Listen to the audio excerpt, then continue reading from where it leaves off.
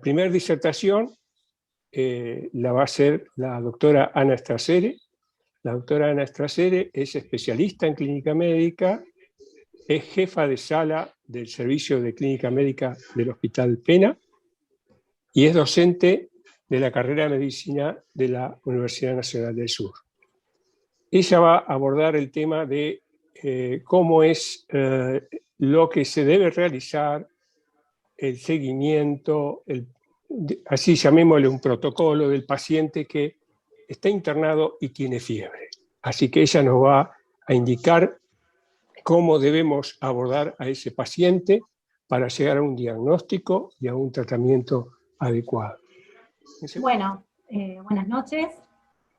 Vamos a tratar de hablar un poco de cómo tenemos que posicionarnos como médicos internistas frente al paciente que presenta fiebre durante su estadía en el hospital, ¿sí? Cómo nos tenemos que posicionar frente al mismo para su manejo, búsqueda de causa y tratamiento. Vamos a empezar presentando un caso clínico, el cual después de la disertación vamos a tratar de resolver a modo de integrar todo lo que vamos a ir diciendo en la misma, ¿sí? Presentamos un varón de 56 años que cumple 9 días de internación con insuficiencia cardíaca descompensada en contexto de una fibrilación auricular de alta respuesta ventricular y anemia severa. Este señor ingresa a una sala de clínica. A su ingreso se le coloca un catéter venoso periférico en el antebrazo derecho y se le coloca una sonda vesical para control de diuresis. Al segundo día de internación se le realiza un acceso vascular central yugular anterior derecho. Al cuarto día de internación se le transfunden 2 unidades de glóbulos rojos. Al sexto día de internación presenta 2 registros febriles de 38,5 grados centígrados y 38,3 grados centígrados respectivamente. ¿Cómo debemos abordar este paciente? Son pacientes de todos los días, ¿sí? Y creo que este caso nos va a ayudar a integrar todo lo que vamos a ir viendo a lo largo de la charla. Primero vamos a empezar a definir fiebre, que parece que es algo re sencillo, pero cuando vamos a leer no hay un acuerdo uniforme de cuáles son los puntos de corte. Todos están por mayor de los 38 grados centígrados, pero algunos hablan de fiebre con 38,1, 38,3, 38,5, ¿sí? Entonces, vamos a tomar como fiebre más de 38,1 grados centígrados. Cuando es más de 41 grados centígrados, ya hablamos de hiperpirexia o hipertermia, que es una entidad aparte de lo que es la fiebre. Tenemos que saber que la temperatura corporal guarda un ritmo circadiano y que hay ascensos y descensos normales a lo largo del día. Hay un descenso a la mañana y un ascenso por la tarde, por lo cual se toma como normal la temperatura corporal de 36 grados centígrados más menos 1,5 grados centígrados. En el medio de todo esto nos queda la febrícula, que es un gris, que algunos le dan connotación y otros no. Nosotros vamos a considerar en el paciente internado fiebre que amerita estudio mayor de 31 grados centígrados, ¿sí? Causas de fiebre tenemos infecciosas, no infecciosas y la hipertermia, que es una entidad aparte, como veníamos diciendo. Dentro de las causas infecciosas, las más frecuentes son las generadas por microorganismos, a la cabeza las bacterias. El sitio más frecuente de infección es la vía aérea inferior, casi en un 50%. Le siguen en frecuencia el tracto urinario, la vía hematógena primaria, que es la asociada a catéter, y el partes blandas y la intraabdominal. Dentro de las causas no infecciosas, que estas hay que tenerlas en cuenta, porque muchas veces nosotros mismos podemos generar la fiebre del paciente a través de procedimientos diagnósticos, procedimientos invasivos y procedimientos terapéuticos también. Tenemos la deshidratación, vacunas, aspirado traqueal, colocación de una sonda vesical, transfundir hemoderivados, y acá vamos a hacer una pausa. La fiebre en el contexto de una transfusión de hemoderivados se considera como efecto adverso inmediato. Y podemos culpar al hemoderivado de la fiebre a partir de los 3 minutos de iniciada la infusión y hasta las 6 horas de culminada la infusión. Pasadas las 6 horas, si el paciente presenta fiebre, no es culpa de la transfusión del hemoderivato, ¿sí? No está descrita la fiebre como reacción adversa retardada de una transfusión. Nosotros frecuentemente nos enfrentamos a esto. Bueno, antibióticos que pueden generar fiebre, el uso de beta-lactámicos, naproxenina B, la vancomicina, fenitoína, alfa-metildopa, ¿sí? Otra causa no infecciosa de fiebre es la flebitis. La flebitis es una reacción química, ¿sí?, que se genera a través de la infusión de una sustancia determinada, a través de un catéter que inflama la vena y no es de origen infeccioso, ¿sí?, que lo pueden tener todos los pacientes que tengan un acceso vascular periférico. Y después tenemos las de origen central.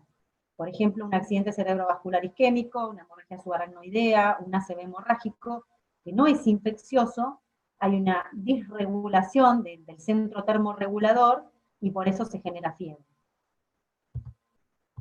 Son eventos clínicos sin trascendencia y que alivian sin intervención alguna, ¿sí?, cuando se deben a causas no febriles, no infecciosas, perdón. Y la hipertermia, como habíamos dicho, que era una entidad aparte, está asociada a un daño particular del hipotálamo, se afecta el ritmo circadiano, generalmente la temperatura está en valores de 41 grados centígrados o más, sostenida, y no tiene respuesta a los antipiréticos. Ya vimos fiebre, qué causas de fiebre podemos tener, porque es todo lo que vamos a contemplar al abordar al paciente. Ahora vamos a ver qué necesitamos para que se genere una infección intrahospitalaria, ¿no?, que es lo más importante que tenemos que ver. Definimos como infección intrahospitalaria toda aquella que transcurre durante la estadía hospitalaria y se presenta después de las 48 a 72 horas de internación, que no estaba presente ni en periodo de incubación al momento de la internación. Tiene que reunir todas esas características para que digamos que la infección es intrahospitalaria. Se da en un 5 a 10% de los pacientes que se internan. Obviamente que se relaciona a ciertos factores que hacen que el paciente sea más propenso, como por ejemplo la edad, los extremos de la vida, ¿sí?, los neonatos y los ancianos, el estado inmunológico previo, que sea trasplantado, que use inmunosupresores, que tenga una enfermedad oncomatológica, predispone a que se desarrolle una infección intrahospitalaria, y la patología de base. ¿Por qué? Porque la patología de base va a ser la que define a qué sector del hospital va el paciente, ¿sí? No es lo mismo ir a una sala, a quirófano y a una sala de cirugía, que ir a terapia, o a una unidad de quemado, ¿sí? Todas tienen estadísticas y epidemiologías diferentes, y todas tienen más o menos posibilidades de desarrollar una infección intrahospitalaria. En frecuencia, este es otro punto. Cuando uno aborda el tema y se pone a leer, algunos ponen primero la respiratoria, después la urinaria, después la del catéter, otros ponen primero la urinaria, después la respiratoria, todo depende de dónde se toma la estadística, ¿sí? En terapia, que están más invadidas las vías aéreas, tenemos más infección respiratoria. Por ahí, si vamos a un hospital donde predomina la internación de la tercera edad y que son pacientes sondados, va a predominar la infección urinaria relacionada a sonda vesical. Lo que tenemos que tener presente es que las tres infecciones más frecuentes intrahospitalarias son la respiratoria, la asociada a catéter venoso y la infección urinaria. Siempre está descrita en cuarto lugar la relacionada a herida quirúrgica, y le siguen en frecuencia la de piel, partes blandas y gastrointestinal. El hecho de estar internado, por ejemplo, en una unidad de terapia intensiva, aumenta 7.4 veces el riesgo de padecer una infección intrahospitalaria. ¿Por qué? Porque son los pacientes más invadidos, ¿sí? En realidad, la infección intrahospitalaria sobreviene cada vez que nosotros invadimos una barrera natural de defensa. Yo invado la piel con un catéter, invado la vía urinaria con una sonda vesical, invado con un drenaje, ¿sí? Tenemos un rol fundamental, los efectores de salud, en la generación de este tipo de infecciones. Como toda infección, para que se genere necesito el agente etiológico, que puede ser endógeno del paciente primario o secundario por selección del uso de antibióticos previo, o exógeno, la flora del hospital, donde predominan los bacilos gram negativos, pseudomonas y enterobacterias. Transmisión. ¿Quiénes transmiten? Nosotros transmitimos nosotros somos los generadores de infecciones intrahospitalarias. El personal de salud es reservorio y vector. No solamente nosotros, propiamente dicho, sino que a través de todos los procedimientos diagnósticos y terapéuticos que demanden una invasión de una barrera natural, estamos promoviendo o aumentando el riesgo de que se genere una infección intrahospitalaria. Y después las características propias del huésped que hacen, que dan como permiso a que se desarrolle esa infección intrahospitalaria, que es la resistencia, el estado nutricional, el estrés, directamente proporcional a los días de internación, y la patología de base que habla del sistema inmunológico del paciente, ¿sí? Entonces, abordaje inicial del paciente internado con fiebre. Fundamental la anamnesis. Para que me encaje en la definición, lo primero que tengo que determinar es si el paciente lleva más o menos de 48 horas de internación, ¿sí? ¿Qué instrumentaciones tiene el paciente? Vías periféricas, catéteres centrales, sondas vesicales, sonda nasogástrica, traqueotomía, drenaje, transfusiones, ¿sí?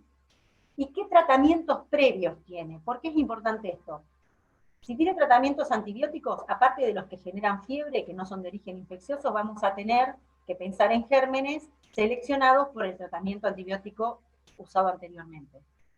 Anestésicos, antiepilépticos, hemoderivados y demás. Dentro de lo que es el examen físico, vamos a prestar especial atención a los puntos de inserción de catéteres, el estado de la sonda vesical y de los drenajes, que no tenga escaras por decúbito, herida quirúrgica si tiene el antecedente de algún evento quirúrgico, y la semiología respiratoria, ¿sí? Yo creo que ya a esta altura estamos en posibilidad de tener una sospecha diagnóstica, ¿sí? Y eso lo vamos a complementar con los estudios complementarios. Vamos a hacer un laboratorio, un hemograma.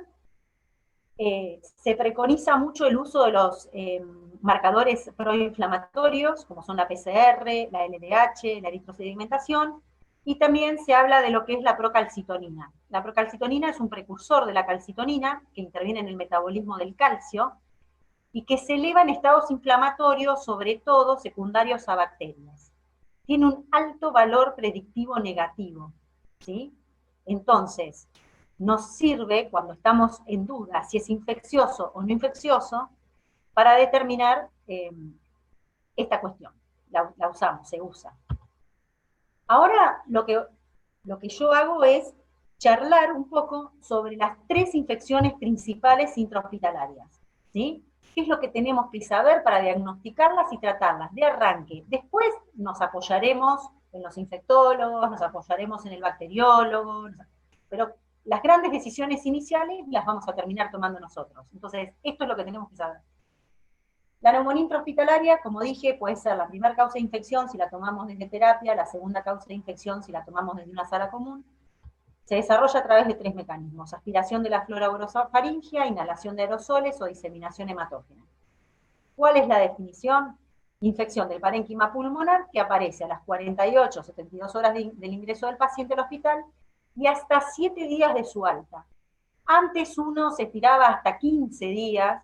La realidad es que no hay nada concreto, pero hasta 7 días se puede considerar que es intrahospitalario. Dentro de lo que es la neumonía intrahospitalaria, se divide en 2 subgrupos, y esto es importante saberlo, porque nos va a ayudar a elegir el antibiótico. Nosotros tenemos una neumonía intrahospitalaria temprana, que se da en aquellos pacientes que tienen menos de 7 días de internación, en las cuales tenemos que considerar los gérmenes de la comunidad, ¿sí? El Streptococcus pneumoniae, el Haemophilus influenzae y el Staphylococcus aureus.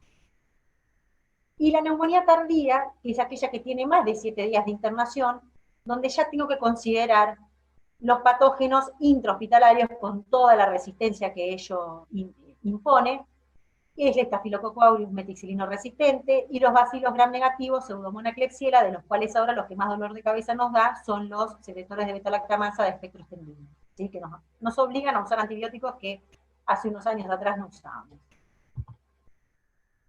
Bueno, ¿cuáles son los factores de riesgo para que se desarrolle una neumonía intrahospitalaria? La alcalinización gástrica, aspirarle secreciones al paciente por mal manejo de secreciones, que es un paciente con una ACV, por ejemplo, el uso de sonda nasogástrica, la mala administración previa de antibióticos que hace una selección bacteriana, que el paciente sea EPOC, que esté en posición supina, que tenga una enfermedad neurológica. ¿Sí? Son todas situaciones que predisponen a que se desarrolle una infección intrahospitalaria, neumonía. El diagnóstico es clínico. Para el diagnóstico necesitamos un paciente que lleve más de 48 horas de internado, un infiltrado radiológico nuevo o progresión del previo, más 2 de los siguientes criterios: fiebre, leucocitosis o leucopenia, aumento de las secreciones respiratorias o que éstas se tornen purulentas, o disminución de la saturación de oxígeno. Con el criterio radiológico más 2 de los otros, ya tengo diagnóstico de neumonía intrahospitalaria. ¿Sí? ¿Qué vamos a hacer con este paciente? Le vamos a hacer, obviamente, bueno, la radiografía de tórax para poder incluirlo en el diagnóstico, 2 hemocultivos, que cuando viene positivo, si se condice con el germen del esputo, tiene un valor predictivo del 80%, vamos a cultivar las secreciones respiratorias, si expectora por sí solo, cultivo de esputo, si no podemos hacer un aspirado traqueal o un lavado alveolar. Y con esto vamos a llegar al agente etiológico. Ahora nos tenemos que parar frente a qué tratamiento le vamos a poner. Todos los tratamientos de las infecciones intrahospitalarias son tempranos y empíricos, ¿sí? Hasta que después de 48 horas podamos llegar a tener un germen, o por ahí 24 horas. Entonces, así como dijimos que hay una neumonía temprana y una neumonía tardía, a su vez, para tratarlo, tenemos un grupo de bajo riesgo para gérmenes resistentes, que son aquellos que tienen menos de 4 días en terapia o menos de 7 días en sala, en los cuales teníamos que pensar, el Streptococcus pneumoniae, el influenza, el Staphylococcus, sería de buena práctica, por ejemplo, arrancar un tratamiento con un betalactam, una ampicilina sulbactam, ceftriaxona, que ahora no se usa mucho por este problema que tenemos de la producción de betalactamasas de espectro extendido, porque hacen selección, pero un buen esquema sería ampicilina sulbactam más claritromicina, por ejemplo. Y si estamos frente a un paciente de alto riesgo, tenemos que pensar en los patógenos resistentes, y son los pacientes que tienen más de 4 días en UTI, más de 7 días en sala, o que han usado antibióticos por más de 24 horas en los últimos 15 días. En estos pacientes ya lo que tengo que ir a tratar es otro tipo de agente etiológico. Es una pseudomonas, una Klebsiella, tengo que pensar en el Staphylococcus R, una Acinetobacter, o sea, ya todos los agentes del hospital, con la sensibilidad y la resistencia del hospital. Sería prudente iniciar un tratamiento, por ejemplo, con piperacilina tazobactam. Si es productora de betalactamasas, puede usar imipenem, meropenem. Si es una KPC, que es secretora de carbapenemasa, ya ahí tengo que ir y pensar en un colistin, por ejemplo. A grosso modo, ¿sí? Después nos apoyamos en el antibiograma y acotamos el tratamiento, ¿no? El tratamiento se hace por 7 a 14 días, endovenoso no menos de 3. No voy a evaluar falla o éxito antes de las 72 horas de tratamiento pleno. Y voy a tomar como buena respuesta el descenso de la temperatura, la disminución de la leucocitosis y de las secreciones, y el aumento de la saturación. No voy a esperar de ninguna manera una mejoría radiológica. La otra infección frecuente dentro de las infecciones intrahospitalarias es la infección del tracto urinario. Se relaciona en el 80% de los casos al uso de sonda vesical. 25% de los pacientes hospitalizados son portadores de sonda vesical. Esto lo que hace es predisponer a un reservorio de microorganismos, y el problema que tenemos actualmente de vuelta son los gram negativos productores de betalactamasas de espectro extendido, los BLEG. Se considera infección relacionada a la sonda vesical a la que aparece durante la permanencia de la misma y hasta 72 horas de haber retirado la sonda. El riesgo es directamente proporcional a la cantidad de días que tenga la sonda de permanencia, ¿sí? Tienen más riesgo las mujeres, los mayores de 50 años, los diabéticos, los que tienen falla renal. Aquellos pacientes a los que le pongo la sonda después del 6º día de internación, porque se asume que ya están colonizados por la flora hospitalaria, entonces tienen más riesgo de infección urinaria que si se la pongo de ingreso. Y aquellos pacientes que tienen hematuria y retención aguda de orina. ¿sí? Todos ellos tienen mayor riesgo de generar una infección urinaria asociada a sonda vesical. El mecanismo es, o el germen entra cuando le estoy colocando la sonda, o entra transluminal por la luz de la sonda, que en nuestro medio eso es poco frecuente porque tenemos sistemas cerrados, ¿sí? O sea, la sonda va conectada a una manguera y la manguera va a una bolsa colectora que está cerrada, o la exoluminal que entra por la luz que queda entre la sonda y la uretra, ¿sí? Que son gérmenes que colonizan el perine y el ano y que van vía ascendente. Los agentes etiológicos más frecuentes son la Escherichia coli en el 75% de los casos, después vienen todos los bacilos gram negativos, le siguen los enterococos, que son los que colonizan el intestino, Klebsiella, Pseudomonas proteus, y se puede ver también Cándida en un 25% de los pacientes. Cuando la sonda vesical tiene una permanencia de más de 7 días, por lo general es polimicrobiana la infección, ¿sí? 50% de las sondas son innecesarias y la duración es excesiva. Si decimos que va directamente proporcional a eso, nosotros en realidad somos los que estamos determinando que un paciente tenga o no tenga riesgo de tener una infección urinaria relacionada al catéter. ¿Cómo hacemos el diagnóstico? Hematuria, disuria, dolor suprapúbico o deterioro del estado neurológico funcional en el caso de un anciano, por ejemplo, fiebre y un urocultivo positivo con más de 10 a las 5 unidades formadoras de colonias. Y en esto lo que tenemos que diferenciar es la bacteriuria asintomática, ¿sí? Si nosotros vamos y le hacemos un urocultivo a un paciente que tiene una sonda vesical de hace 7 días y le viene positivo, pero no tiene síntomas, no se trata, salvo que ese paciente vaya a ser sometido a una cirugía urológica. Permanentemente tenemos pacientes de este tipo. Bueno, de acuerdo a los gérmenes, que van a ser según la prevalencia del hospital, tenemos, bueno, la E. coli, generalmente son sensibles a ampicilina, survactam o a Bactrim. Los enterococos y los bacilos gram negativos podemos tratarlos con ampicilina, amicacina, ceftazidime, hipertazo, o sea, eso lo vamos a ir evaluando de acuerdo a los días de estadía que tiene el paciente y a los días de permanencia que tiene la sonda. La cándida se trata con fluconazol o anfotericina B y después se ajusta según antibiograma.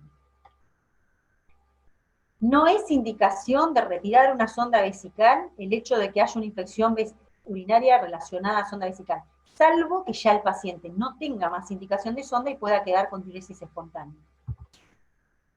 La otra infección